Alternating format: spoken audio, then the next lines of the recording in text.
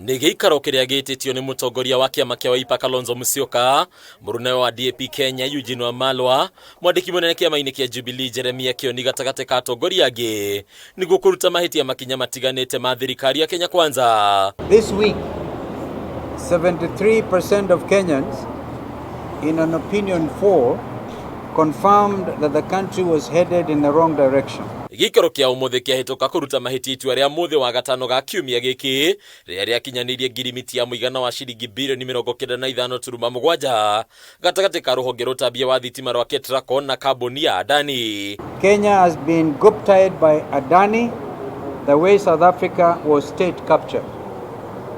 Kenya is facing an unprecedented threat of state capture, where our key sectors, energy, transport to health, have seen multi-billion deals being granted by the broad-based government to one Adani in an opaque, non-competitive and secretive manner. Kuringana na KALONZO, thirikari ya Kenya Kwanza ikirie kunyita bururi migwate kwitokera kambuni ya Adani iria rongoreirie kuramata honge itiganite cia thirikari, imwe cia honge iria igwetetwo ari hamwe na ruhonge rwa SHA, kiharo kia ndege kia JKIA gatagati ka honge ingi. In the healthcare sector, again against public outcry, the broad-based government signed another 104 billion deal for defective SHIF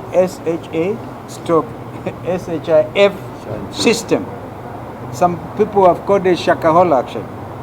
That has exposed Kenyans to great suffering and even death. Nigi atongoria ni magwetete ati gitumi kinene gia thirikari kwambatiria urugari wa kiuteti ni kuhingarithia ya Kenya niguo mariki uteti-ini riri thirikari iraturanwo muhiano mwega ri Ngirimiti ya KETRACO iria ikandirirwo muthi wa gatano o riri uteti wa kuhagura munini wa president wakiririe. We reiterate our position that the impeachment drama was a smoke screen that was meant to divert the attention of Kenyans and provide cover for these multi-billion deals to be sealed by the broad-based government.